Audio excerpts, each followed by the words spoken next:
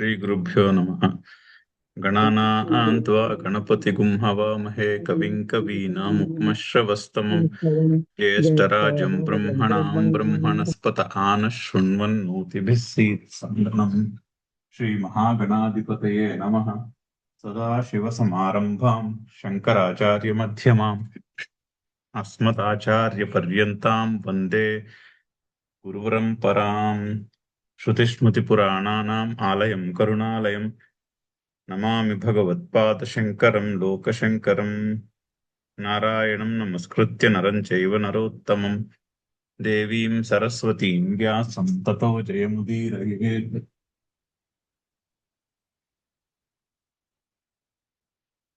తొమ్మిదో అధ్యాయం మొదలు పెట్టాలి. రాజవిద్య రాజ్యగూహ్య యోగం ఈ అధ్యాయం పేరు. చదువుదాం మొదటి శ్లోకము. శ్రీ భగవానువాచ ఇదం తు తే గుహ్యతమం ప్రవక్ష్యామ్యనసూయవే జ్ఞానం విజ్ఞానసహితం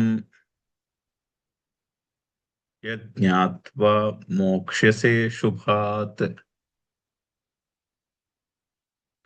అయితే గడిచిన అధ్యాయాల్లో 7వ అధ్యాయంలో మనకి భక్తుని యొక్క స్వరూపం చెప్పారు.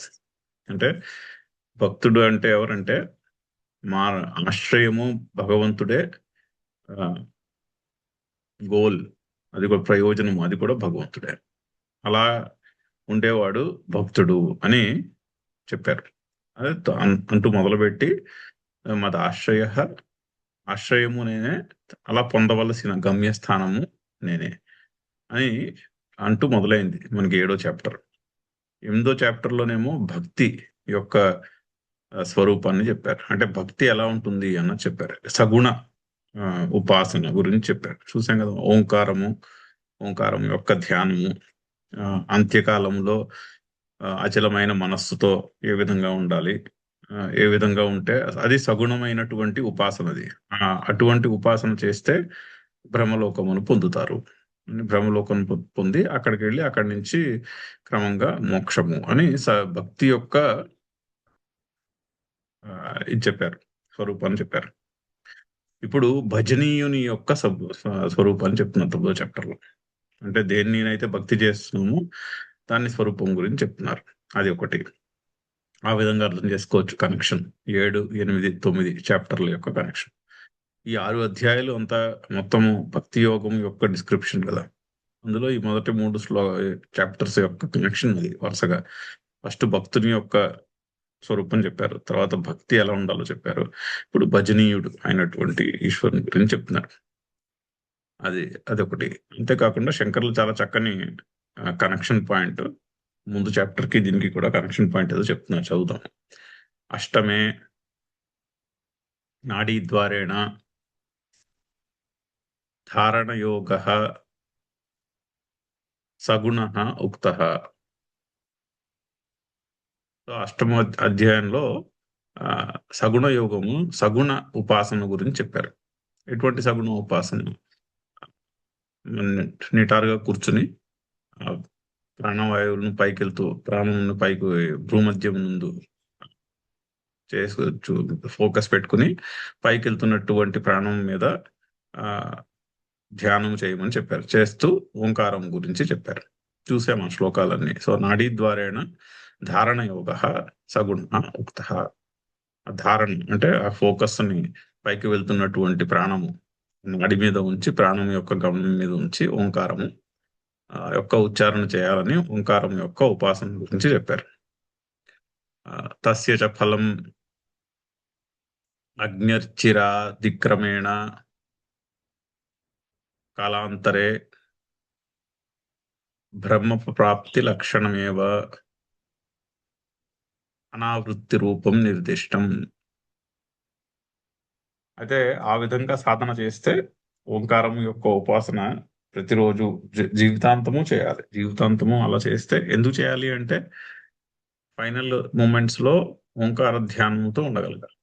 మిగిలిన అచలమైన మనస్సుతో ఓంకారము యొక్క ఉపాసనతో ఉండగలగాలి ఫైనల్ మూమెంట్స్ లో, ఆఖరి క్షణములలో అలా ఉండాలంటే జీవితకాలం పాటు ఆ విధంగానే సాధన చేయాలి అని చెప్పారు. సో తస్య ఫలం అగ్న్యర్చిరాద్రిక్రమేణ అంటే ఆ, కాలాంతరే బ్రహ్మప్రాప్తి లక్షణమేవ. కాలాంతరం అంటే ఆ ఉపాసన జీవితకాలం చేస్తే చనిపోయిన తర్వాత బ్రహ్మలోకం అనే ఉత్తమమైన స్వర్గానికి వెళ్తారు. అక్కడ కల్పాంతం వరకు బ్రహ్మ హిరణ్య గర్భునితో ఉండి అక్కడ హిరణ్య గర్భుని యొక్క ఉపదేశంతో ఆత్మస్వరూపం తెలుసుకుని అటు నుంచి మోక్షం, లేదా మళ్ళీ భూమికి వచ్చి ఆ గురువు చెప్పిన విషయములు పరిశీలించి ఆత్మస్వరూపాన్ని తెలుసుకుని మోక్షం పొందడం. సో క్రమముక్తి అనేది చెప్పారు. అంటే ఇక్కడ ఉన్నంత కాలము మనము నిష్కామంగా సగుణ ఉపాసనతో కర్మలు చేసుకుంటూ పోతే, ఉపాసనతో కూడుకున్నటువంటి కర్మలు చేస్తే అది కూడా సగుణంగా ఉండాలి, నిరాకారంగా ఉండాలి, సగుణంగా ఉండాలి. అంటే ఆకారములను పక్కన పెట్టి గుణముల మీద ఫోకస్ ఉండాలి ఈశ్వరుడు అంటే. అలా చేస్తే అక్కడి నుంచి బ్రహ్మలోకము అనేటటువంటి క్రమముక్తి మార్గం గురించి చెప్పారు. దానికే అనావృత్తి మార్గము అని కూడా చెప్పారు. అలా చేయకపోతే ఇంకా తొందరగా వచ్చేస్తారు భూలోకానికి, దానికి ఆవృత్తి మార్గము అని చెప్పాము. ఉత్తరాయణము దక్షిణాయనము అంటూ ఆ మార్గాలు చెప్పారు. తత్ర అనేనైవ ప్రకారేణ మోక్ష ప్రాప్తి ఫలం అధిగమ్యతే న అన్యథా ఇది తద ఆశంకా వ్యావృత్సయ. అయితే అలా చెప్తే ఏమవుతుందంటే శ్రీకృష్ణుడు 8వ చాప్టర్లో ఓన్లీ సగుణమైనటువంటి ఉపాసన ద్వారా క్రమముక్తిని మాత్రమే చెప్పారు. సద్యోముక్తి అనేది లేదు. అంటే ముక్తిలో 2 రకాలు ఉన్నాయి, 2 విధములుగా ముక్తి పొందొచ్చు. ఒకటి సద్యోముక్తి అంటారు. సద్య అంటే ఇక్కడే ఇప్పుడే, సద్యోముక్తి ఇక్కడే ఇప్పుడే నా స్వరూపము ఈ మనసు బుద్ధి శరీరము ఇంద్రియము ఈ సంఘాతము కాదు, మనోబుద్ధి అహంకారి చిత్తాన్ని నాహం అని ఇక్కడే ఇప్పుడే తెలుసుకోవచ్చు. ఇక్కడే ఇప్పుడే తెలుసుకుని ఆ నిర్గుణ పరబ్రహ్మలో మన హృదయంలో ఉన్నటువంటి చైతన్య రూపమైనటువంటి ఆ నిర్గుణ పరబ్రహ్మలో నిలిచి ఉండి ఇక్కడే ఇప్పుడే మోక్షం సైకలాజికల్ ఫ్రీడమ్ ని పొందవచ్చు. దానికి సద్యోముక్తి అని పేరు. అప్పుడు ఇప్పుడే మోక్షం పొందేసినప్పుడు ఇంకా ఈ శరీరం ఎందుకు నిలవాలి కొన్ని రోజులు అంటే, ఏదైనా ప్రారంధ కర్మ మిగిలిపోయి ఉంటే ఆ ప్రారంధ కర్మ అయ్యేదాకా శరీరం నిలుస్తుంది. అక్కడితో అయిపోయింది, అక్కడితో సైకిల్ అయిపోయింది. దానికి సద్యోముక్తి అని పేరు. అలా కాకుండా క్రమముక్తి ఆల్రెడీ మనం డిస్కస్ చేసుకున్నాం. సగుణ ఉపాసన చేస్తే ఈ శరీర త్యాగం చేసిన తర్వాత బ్రహ్మలోకం అత్యుత్తమైనటువంటి స్వర్గానికి వెళ్ళి అక్కడ గోష్ఠిలో మనము ఈ బ్రహ్మ విద్య నేర్చుకోవాలి. అది క్రమముక్తి. సో అయితే ఈ సద్యోముక్తి గురించి చెప్పనే లేదు శ్రీకృష్ణుడు. 8వ చాప్టర్లో ఓన్లీ క్రమముక్తి గురించే చెప్పాడు. సో మీరు సద్యోముక్తి చెప్పాడని శ్రీకృష్ణుడు చెప్పారని మీరు అనలేరు అని ఒక వాదన వస్తుంది అని అది క్లారిఫై చేయడానికని చాప్టర్ చెప్తున్నారు. అది ఇంట్రడక్షన్. సో తత్ర అనేనైవ ప్రకారేణ మోక్ష ప్రాప్తి ఫలం అధిగమ్యతే. ఈ విధంగానే దొరుకుతుంది. ఏ విధంగా? క్రమముక్తి. ముందు 8వ చాప్టర్లో చెప్పింది క్రమముక్తి. క్రమముక్తి వలన మాత్రమే మోక్షము కలుగుతుంది, నా అన్యథ వేరొక మార్గము లేదు. ఇది తద్ ఆశంక వ్యావివృత్సయ అనేటటువంటి ఆశంకను అటువంటి శంకను దూరం చేయాలి. అందుకని చెప్తున్నారు. అంటే ఏంటి? క్రమముక్తి మార్గమే కాదు, సద్యోముక్తి మార్గం అనేది కూడా ఒకటి ఉంది అని క్లారిఫై చేయవలసినటువంటి అవసరం ఉన్నది.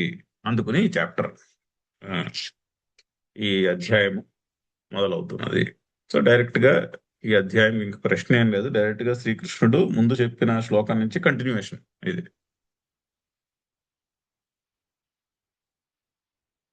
ఇదం తు తే గుహ్యతమం ప్రవక్ష్యామి అనసూయవే జ్ఞానం విజ్ఞాన సహితం యత్ జ్ఞాత్వా అశుభాత్ మోక్ష్యసే. సో తూ అంటే ఆన్ ది అదర్ హ్యాండ్ అని చాలాసార్లు చెప్పారు. తూ ముందు పెట్టుకోవాలి. దేంతో కంపారిజన్ లో ఆన్ ది అదర్ హ్యాండ్? ముందు చాప్టర్ లో అయినటువంటి డిస్కషన్కి. ఆన్ ది అదర్ హ్యాండ్ ముందు చాప్టర్లో అంతా ఓంకారము యొక్క సగుణ ఉపాసన, ఆ సగుణ ఉపాసన వల్ల వచ్చిన ఫలము ముందు చాప్టర్లో చెప్పడం అయింది. To on the other hand but ఇంకొక విషయం కూడా ఉంది. ఏమిటి? తే నీకు ఇదం అంటే ఇదం అంటే ఇక్కడ ఆ పరబ్రహ్మను సూచిస్తున్నటువంటి ఇది ఎటువంటి దీని గురించి చెప్తున్నాను?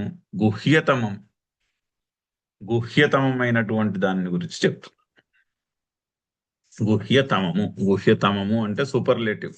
అంటే గుహ్యము అంటే సీక్రెట్, గుహ్యతరము అంటే బాగా సీక్రెట్, గుహ్యతమము అంటే సూపర్లేటివ్, ఇంకా ఎక్కువ సీక్రెట్ అని, అతి సూక్ష్మమైనటువంటి సీక్రెట్ అని అర్థం.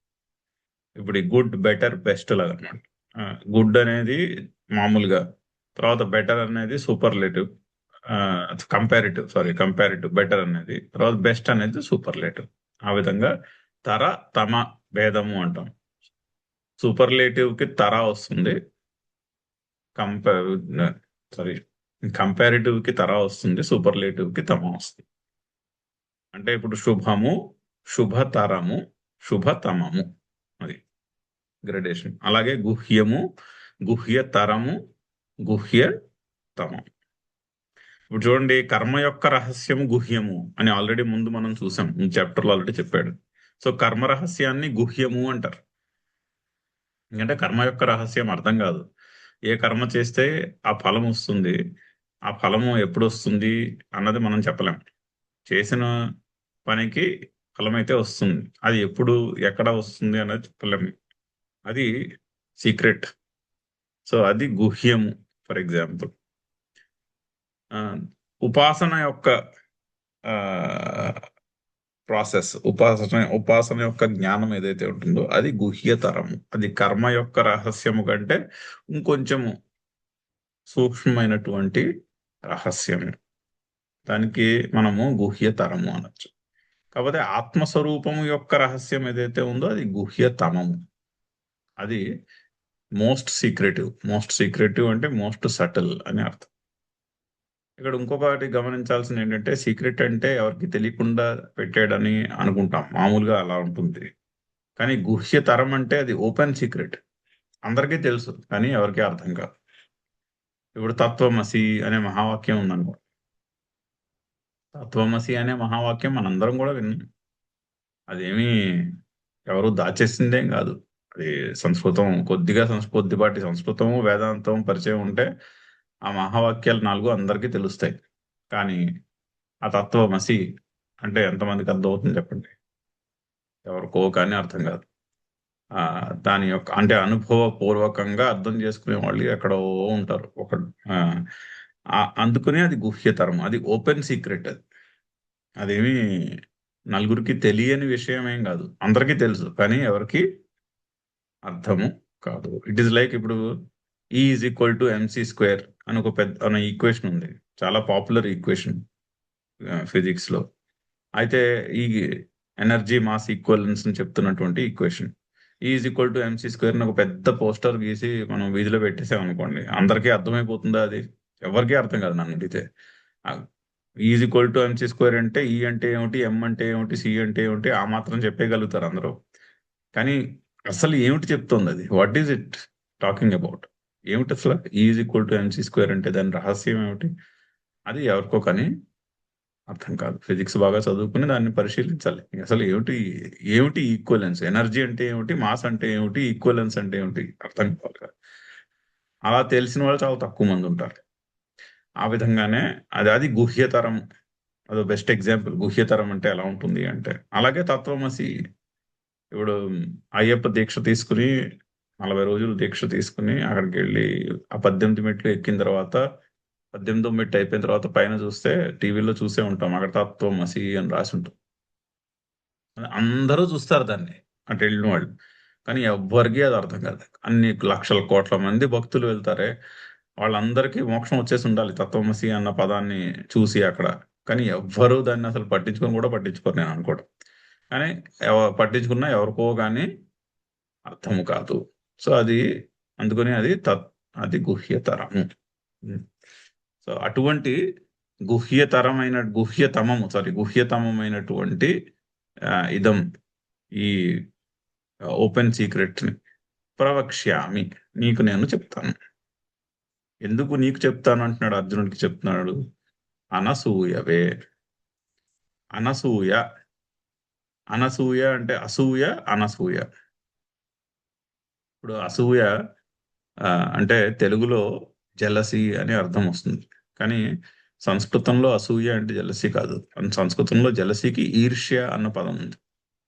ఈర్ష్య అంటే జలసి సంస్కృతంలో. అనసూయ అంటే స్లైట్లీ కొంచెం డిఫరెంట్ గా ఉన్నటువంటి మీనింగ్. అనసూయ అంటే సంస్కృతంలో మంచిలో చెడుని చూచుట, అది అసూయ అంటే. గుణేషు దోషారోపణం అసూయ, అది డెఫినేషన్.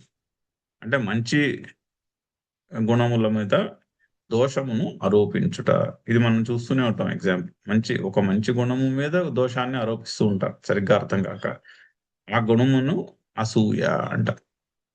అయితే అర్జునుడికి అటువంటిది లేదు, అతడు అనసూయుడు. అనసూయవే, నీవు అనసూయుడవు అయినటువంటి నీ కొరకు నేను ఈ గుహ్యతమమైనటువంటి విషయమును చెప్తున్నా. అది అర్జునుడికి చూడండి ఎంత చక్కని instruction. On the other hand, ముందు ఉపాసన క్రమముక్తి యొక్క ఉపాసన చెప్పేశాను, కానీ నువ్వు అనసూయుడు కాబట్టి నేను నీకు గుహ్యతమమైనటువంటి ఒక విషయాన్ని చెప్తున్నాను, ఒక స్పెషల్ విషయం నీకు ఇప్పుడు నేను చెప్తున్నాను అని శ్రీకృష్ణుడు ఆ విధంగా ఆ చెప్పబోయే టాపిక్ మీద ఆసక్తిని కలిగిస్తున్నాడు అర్జునుడికి. సో చెప్పే టాపిక్ జాగ్రత్తగా వింటాడు. ఏమిటది? ఆ చెప్పబోయే విషయం ఏమిటి? కంటెంట్ ఏముంటుంది? జ్ఞానం విజ్ఞాన సహితం. సో అటువంటి గుహ్యతమైనటువంటి విషయాన్ని నేను జస్ట్ ఏదో ఒక థియరటికల్ ఫ్రేమ్వర్క్ కింద చెప్పట్లేదు, జ్ఞానం చెప్తున్నాను, థియరటికల్ ఫ్రేమ్వర్క్. బట్ విజ్ఞానంతో పాటుగా చెప్తాను, అంటే అనుభవపూర్వకంగా ఏ విధంగా ఉంటుందో అది కూడా చెప్తాను. జస్ట్ ఏదో థియరటికల్ ఫ్రేమ్వర్క్ కాకుండా ఎక్స్పీరియన్షియల్ గా కూడా నీకు నేను అర్థమయ్యేలా చెప్తాను. జ్ఞానం విజ్ఞాన సహితం యత్ జ్ఞాత్వా అశుభాత్ క్షయసే. ఏది తెలుసుకుని మానవుడు అశుభాత్, ఈ సంసారము నుండి మోక్షసే, విముక్తి పొందుతాడో, అంటే ఇమ్మీడియట్ గా ఇప్పుడే బ్రతికుండంగానే లిబరేషన్, బ్రతికుండంగానే మోక్షమును సాధించుకుంటా.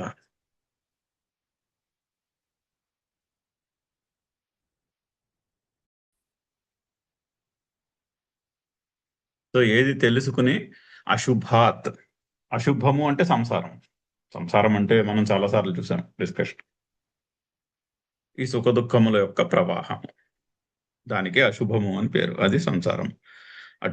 అది అశుభం ఎందుకు కూడా చూసాం చాలాసార్లు. ఆ అశుభము నుండి మోక్షము అంటే సైకలాజికల్ ఫ్రీడమ్. ఇప్పుడే బ్రతికుండగానే, ఈ జీవితంలోనే ఇప్పుడే సైకలాజికల్ ఫ్రీడమ్ ని పొందగలుగుతావు.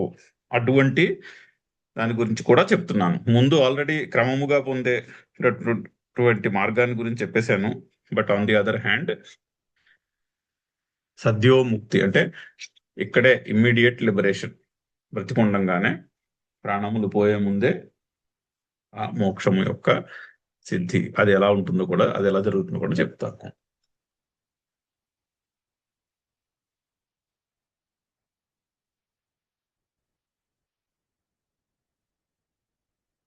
అంటే ఏం చెప్తారంటే, ఇప్పుడు భగవంతుడు బాహ్యముగా ఉన్నాడు అనే దృష్టి ఉంటే, ఇదం తీర్థం భ్రామ్యతి మూఢజనాః అని శ్లోకం.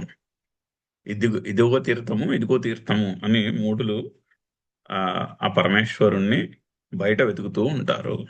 కానీ ఆత్మతీర్థం పరం తీర్థం, ఆత్మతీర్థమే పరమమైనటువంటి తీర్థము. తనలో ఈశ్వరుణ్ణి గుర్తించుటయే అసలైనటువంటి తీర్థము అని చెప్తారు. అది చెప్తున్నటువంటి మాటల వెనకాల స్పిరిట్ అది. ఆ స్పిరిట్ తో శ్రీకృష్ణుడు ఇక్కడ అర్జునుడికి ఆన్ ది అదర్ హ్యాండ్ ఇక్కడే ఇప్పుడే సైకలాజికల్ ఫ్రీడమ్ని సాధించుకునే మార్గం ఒకటి ఉన్నది. దాని గురించి నీకు నేను ఎక్స్పీరియన్షియల్ గా కూడా చెప్పబోతున్నాను అని చెప్తున్నాడు. సో ఇదం బ్రహ్మజ్ఞానం, ఇదం శబ్దము బ్రహ్మజ్ఞానమును సూచిస్తున్నది. ఇది అంటే సంస్కృతంలో దిస్ ఆర్ దట్, బ్రహ్మ, అహం బ్రహ్మాస్మి, నేను పరబ్రహ్మనై ఉన్నాను, తత్వమసి, అది నువ్వు అయి ఉన్నావు. సో ఆ అది శబ్దము, తర్వాత ఇది అనే శబ్దము, ఇటువంటి శబ్దములు ప్రొనౌన్స్ వాడతారు వేదాంతంలో ఆ పరబ్రహ్మను సూచించుటకు. సో ఇక్కడ ఇదం అంటే ఇది, ఇదం అంటే ఇది ఏమిటిది, ఈ బ్రహ్మజ్ఞానము. అంటే ఈ బ్రహ్మజ్ఞానం గురించి నీకు చెప్తానని కదా శ్లోకం. వక్ష్యమాణం ఉక్తం చ పూర్వేషు అధ్యాయేషు తత్ బుద్ధౌ సన్నిధీకృత్య ఇదమితి ఆహా. ఇప్పుడు చెప్పబోతున్నది ఒకటి ఉన్నది, అలాగే ముందు చెప్పిన టాపిక్ కూడా ఉన్నది. వక్ష్యమాణం ఉక్తం చ పూర్వేషు అధ్యాయేషు తత్ బుద్ధౌ సన్నిధీకృత్య. ముందు అధ్యాయంలో చెప్పినది మనసులో దృష్టిలో పెట్టుకుని, ఇక్కడ ఇదం శబ్దం పరబ్రహ్మం యొక్క జ్ఞానమును తెలుపుతున్న దానికి ప్రొనౌన్ గా ఇదం అనే పదమును వాడాడు. ముందు దాంట్లో కూడా సగుణ బ్రహ్మ గురించి చెప్పడం అయిందిగా, ఇప్పుడు ఇక్కడ నిర్గుణ బ్రహ్మ గురించి చెప్పబోతున్నాడు. తు శబ్ద విశేషణ నిర్ధారణార్థ. అతు అన్నది విశేషణాన్ని నిర్దేశిస్తున్నది. అంటే మనము క్రమముక్తి సద్యోముక్తి అంటే ఆ క్రమము సద్య అన్నది విశేషణాలు కదా, ఆ విశేషణాన్ని క్లియర్ గా అర్థం చేసుకుందుకు తు అనే వర్డ్ తో స్టార్ట్ చేస్తున్నాడు. ముందు చాప్టర్ అంతా క్రమముక్తి గురించి అయినది, సగుణ ఉపాసన గురించి అయినది. ఆన్ ది అదర్ హ్యాండ్ ఇప్పుడు నిర్గుణ ఉపాసన సద్యోముక్తి గురించి డిస్కషన్ నడుస్తున్నది. సో ఇదమేవ సమ్యజ్ఞానం సాక్షాత్ మోక్ష ప్రాప్తి సాధనం. సో ఇదమేవ, ఈ బ్రహ్మజ్ఞానమే సమ్యజ్ఞానం, ఇదమేవ సమ్యజ్ఞానం.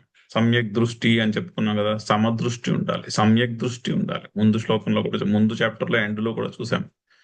ఫైనలీ సమదృష్టి ఉండాలి, సమ్యక్ దర్శనం ఉండాలి, అంతటా సమత్వమును చూడగలుగుతున్నటువంటి క్యారెక్టరిస్టిక్ ఉండాలి. అంటే అది ఒక మనిషికి బ్రహ్మజ్ఞానము ఉన్నదా లేదా అన్నదానికి ఒక సూచన, ఇండికేటర్ ఏంటంటే అంటే సమత్వం.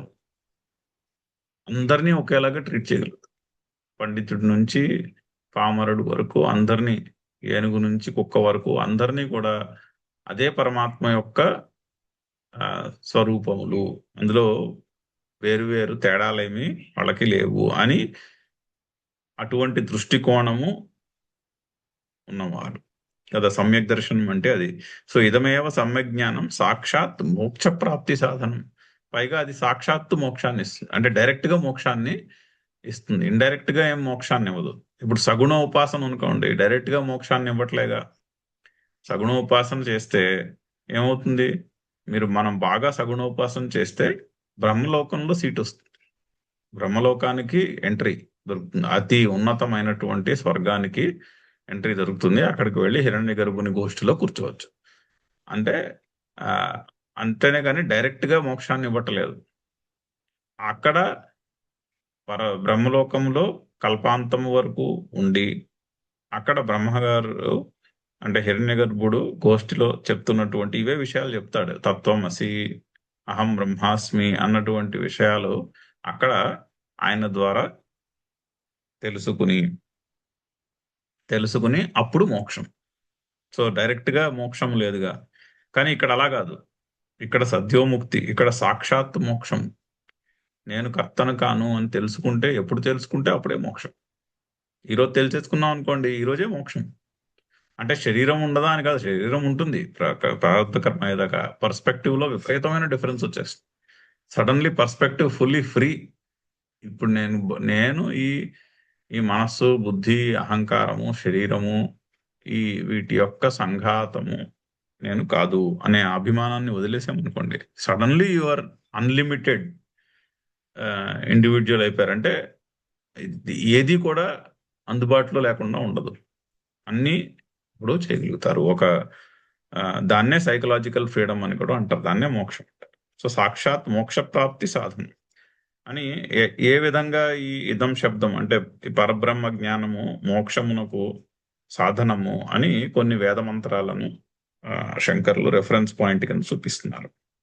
సో వాసుదేవ సర్వమితి ఇక్కడ చదివాం ఆల్రెడీ. అది మనం 7వ చాప్టర్లు చదివేశాం. వాసుదేవ సర్వమితి, ఇక్కడ ఉన్నదంతయు కూడా వాసుదేవుడే. ఎందుకు? పేరులోనే ఉంది. వాసుశ్చ అసౌ దేవ, వాసు చ అసౌ దేవ.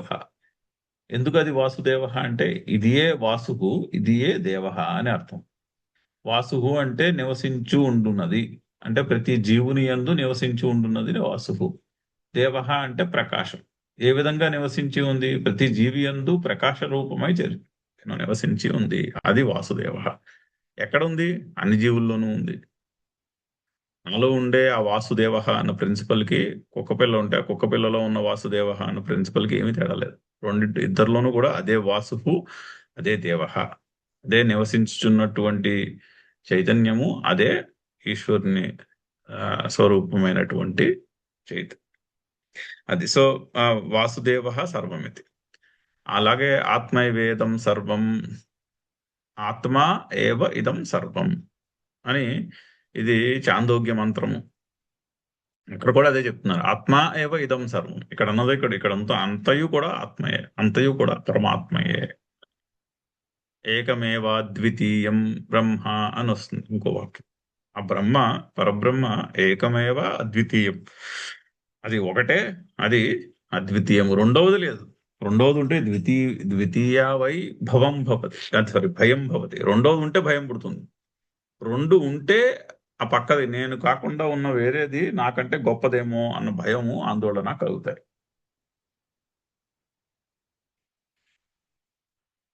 సో ఏకమేవ అద్వితీయం, ఇది ఒకటే, ఇది అద్వితీయం. ఇత్యాది స్మృతిభ్యశ్చ, ఇటువంటి స్మృతివాక్యాలు ఉన్నాయి. శృతివాక్యాలు అంటే వేదవాక్యములు, వేద మంత్రములు. స్మృతివాక్యములు అంటే ఇక్కడ భగవద్గీత స్మృతి గ్రంథం, మనిషి రాసినటువంటి గ్రంథము. మనిషి తన స్మృతి నుంచి రాసినటువంటి పుస్తకము కాబట్టి ఇది స్మృతి. అలా కాకుండా వేద మంత్రములు అయితే డైరెక్ట్ గా ఎక్కడి నుంచి వచ్చాయో తెలియదు, ఆ ఋషికి మెడిటేషన్ లో వచ్చాయి, దానికి శృతి అని పేరు. ఓకే. ఇత్యాది స్మృతిభ్య న అన్యత్, ఈ విధంగా ఉన్నాయి శృతివాక్యాలు, స్మృతివాక్యాలు. సో అందుకని వేరొకటి లేదు ఇక్కడ అని. ఆ విధంగా అది సమ్యక్ జ్ఞానమే సాక్షాత్తు మోక్ష ప్రాప్తి సాధనము. ఆ సమ్యక్ దర్శనమే మోక్షానికి డైరెక్ట్ సాధన, ఇండైరెక్ట్ కాదు, డైరెక్ట్ గా ఇచ్చేస్తుంది మోక్షం. అథ ఏ అన్యథాతో విదుః అన్యరాజానః తే క్షయ్యలోకా భవంతి. సో చాందోగ్యంలోనే పై 2 వాక్యములకు ఇంకొక నెక్స్ట్ కంటిన్యూషన్ ఏమొస్తుందంటే, ఇది వేరువేరుగా ఉపాసన చేసేవాళ్ళు. అన్యరాజానః తే క్షయ్యలోకాః భవంతి, వాళ్ళు క్షీణించిపోయే లోకములకు వెళ్తారు. ఇప్పుడు మనం కోరికతో స్వర్గానికి వెళ్ళే పని చేయొచ్చు. ఇటువంటి పని చేస్తే నాకు స్వర్గంలో టికెట్ వస్తుంది. కానీ ఎటువంటి స్వర్గం అది? క్షయ్యలోక అంటే క్షీణించే గుణము కలిగినటువంటి స్వర్గలోకం. ఆ పుణ్యం ఎప్పుడు క్షీణిస్తుందో అప్పుడు తిరిగి పుట్టవలసిందే. సో ఐదర్ ఏకమేవ అద్వితీయం ఆ పరబ్రహ్మ అని తెలుసుకోలేకపోయాం అనుకోండి, నో ప్రాబ్లం. తెలుసుకోలేకపోతే ఎంతవరకు తెలుసుకుంటే అంతవరకు దాని ప్రయోజనము ఉంటుంది. ఏ విధంగా ఉంటుంది ప్రయోజనము?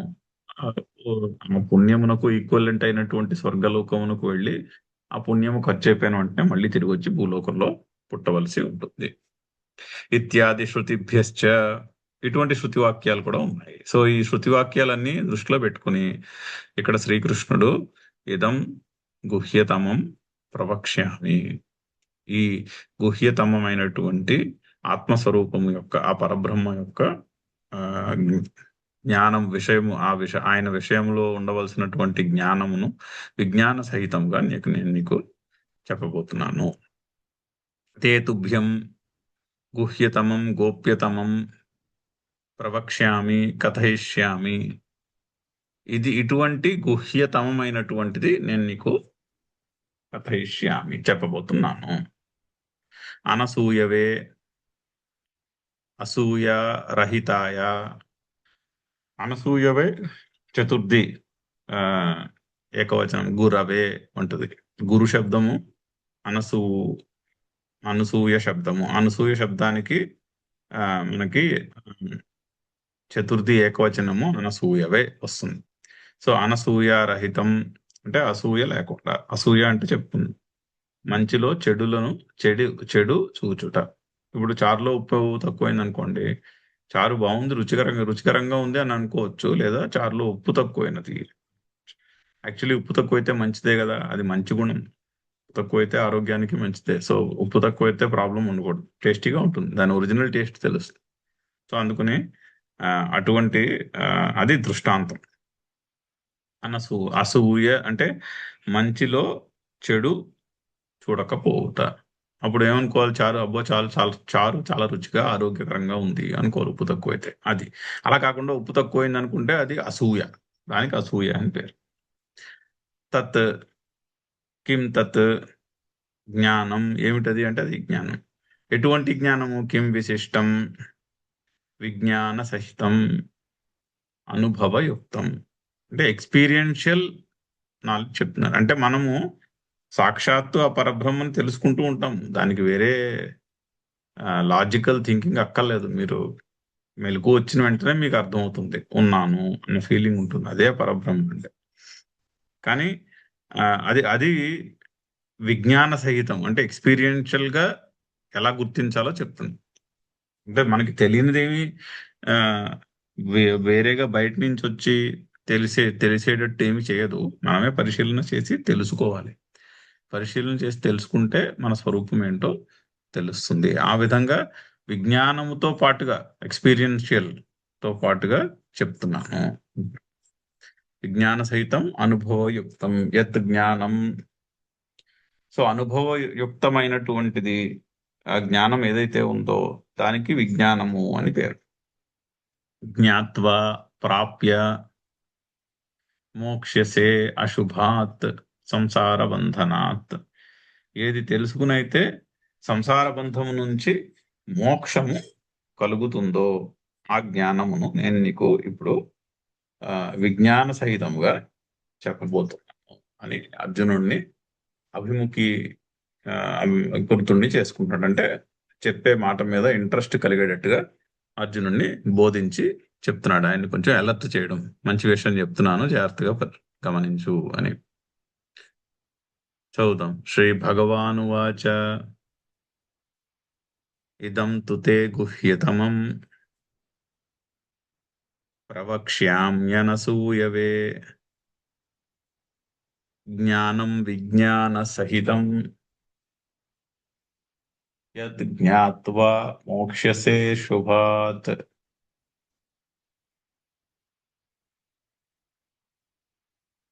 రాజవిద్యా రాజగుహ్యం పవిత్రమిదముత్తమం ప్రత్యక్షావగమం ధర్మ్యం సుసుఖం కర్తుమవ్యయం. సో ఇది ముందు శ్లోకం నుంచి కంటిన్యూయేషన్. తచ్చ స్తౌతి. ఆ ఇదం శబ్దం గురించి చెప్తానన్నాడు కదా, దాన్ని ఇక్కడ స్తుతి చేస్తున్నాడు. తచ్చ స్తౌతి, దాని యొక్క స్తుతి జరుగుతున్నది ఈ శ్లోకంలో. ఏంటది? రాజవిద్య రాజగుహ్యం పవిత్రం ఇదం ఇదం ఉత్తమం ప్రత్యక్ష అవగమనం ధర్మ్యం సుసుఖం కర్తుం అవ్యయం. ఆ జ్ఞానం గురించి స్తౌతి. ఎటువంటిది ఆ జ్ఞానం? అది రాజవిద్య. రాజవిద్య అంటే రెండు విధాలుగా చెప్పచ్చు. రాజులకు సంబంధించినటువంటి విద్య, రాజులతోనే ఉండే విద్య. అంటే ఒకప్పుడు ఇటువంటి జ్ఞానము రాజుల చేత కాపాడుతూ కాపాడబడుతూ వచ్చిందంటే వాళ్ళ సమక్షంలో దాని యొక్క జాగ్రత్తగా చూసుకుని దాన్ని ముందు తరాలకి అందజేసేవారు. సో అది రాజవిద్య. అలా చెప్పుకోవచ్చు. లేదా విద్యానాం రాజా, విద్యల్లో అతి శ్రేష్టమైనది దానికి కూడా రాజవిద్య అని చెప్పుకోవచ్చు. అంటే చదువులలో గొప్పది కాబట్టి రాజవిద్య, చదువుల్లో రాజు వంటిది అందుకుని రాజవిద్య అని విగ్రహం అలా చెప్పచ్చు. లేదా రాజునకు సంబంధించినటువంటి ఆ రాజుల దగ్గర ఉన్నటువంటి విద్య కాబట్టి రాజవిద్య అని కూడా చెప్పచ్చు. అలాగే రాజగుహ్యము, ఈ ఆ ఈ జ్ఞానము అన్నిటికంటే ఉత్కృష్టమైనది, అంటే గుహ్యమైనది. పవిత్రం, పవిత్రమైనది. ఇదం, ఇదం అంటే ఈ బ్రహ్మజ్ఞానం. ఉత్తమం, ఇదం పవిత్రం, ఉత్తమం. ఇదం రాజవిద్య, ఈ రాజవిద్య అంటే ఈ విద్యల్లో రారాజు వంటిదైనటువంటి ఈ జ్ఞానం, ఈ ఇదం పరంబ్రహ్మ యొక్క జ్ఞానం, అది రాజగుహ్యము, అది పవిత్రము, అది ఉత్తమము. ఇంకా వస్తున్నాయి. ప్రత్యక్ష అవగమం, ప్రత్యక్ష అవగమం. ప్రత్యక్షంగా తెలుస్తూ ఉంటుంది, మనకి డైరెక్ట్ గా తెలుస్తుంది. ఇంద్రియముల యొక్క సహాయం కూడా అక్కర్లేదు. మనసు, బుద్ధి, ఇంద్రియము పని చేయకపోయినా కూడా నేను అన్న జ్ఞానం ఉంటుంది. సో అది ప్రత్యక్షంగా తెలుస్తూ ఉంటుంది. దానికి వేరే మీకు లాజికల్ ఆర్గ్యుమెంట్స్ అక్కర్లేదు. యాక్చువల్లీ మనం కళ్ళు మూసుకుని పరిశీలిస్తే మనకే తెలుస్తుంది. సో అది ఇది ప్రత్యక్ష అవగమం. ధర్మ్యం, ఇదే ధర్మము. సుసుఖం అంటే పైన చెప్పినటువంటి మార్గము, క్రమ మార్గం ఏదైతే ఉందో అందులో సుఖం ఏం లేదు. అది కష్టపడాలి చాలా. ముందు ప్రతిగుండంగా కష్టపడాలి. ప్రతిగుండంగా కష్టపడి ఆ ఆ బ్రహ్మ లోకంలో సీట్ సంపాదించాలి, అక్కడికి వెళ్ళాలి. సో అది ఆ ప్రత్యక్షముగా లేదు ఇక్కడ, కానీ ఇక్కడ ప్రత్యక్షంగా తెలుస్తుంది. అవేమీ చేయక్కర్లేకుండా నాకు ప్రత్యక్షంగా నా అనుభవానికి వస్తూ ఉంటుంది. సో ప్రత్యక్ష అవగమం. ధర్మ్యం, ఇదే ధర్మము. సుసుఖం, అదే సుసుఖం చెప్పుకుంటున్నాం. సుసుఖము అంటే సుఖముగా వస్తుంది, అనాయాసముగా వస్తుంది. క్రమ మార్గంలో అలా లేదుగా. క్రమ మార్గంలో ఆయాసపడాలి, వాళ్ళంత పుణ్యకర్మలు చేయాలి, అప్పుడు బ్రహ్మలోకంలో సీట్. సో అందుకుని దాంతో కంపేర్ చేస్తే ఇది సుసుఖం. అవ్యయం, అది అవ్యయము అంటే ఉన్నది ఒక్కటే కదా. ఏకమేవా ద్వితీయం బ్రహ్మ అని చెప్తున్నారు కదా. ఒక్కటైతే మరి అవ్యయం అయి ఉండాలి. రెండు ఉంటే వ్యయము మారిపోతూ ఉండొచ్చు. ఒకటి ఉంటే మాత్రం ఇంకేం మారుతుంది, అది అవ్యయము, అది మార్పు లేనిది. ఇటువంటి గుహ్యతమమైనటువంటి జ్ఞానమును నేను నీకు విజ్ఞాన సహితంగా చెప్పబోతున్నాను, జాగ్రత్తగా విను అని అర్థం. చదువుదాం శ్లోకము. రాజవిద్య రాజగుహ్యం పవిత్రమిదముత్తమం ప్రత్యక్షావగం ధర్మ్యం సుసుఖం కర్తుమవ్యయం. ఓం పూర్ణమదః పూర్ణమిదం పూర్ణాత్ పూర్ణముదచ్యతే పూర్ణస్య పూర్ణమాదాయ పూర్ణమేవావశిష్యతే. ఓం శాంతి శాంతి శాంతి. హరి ఓం.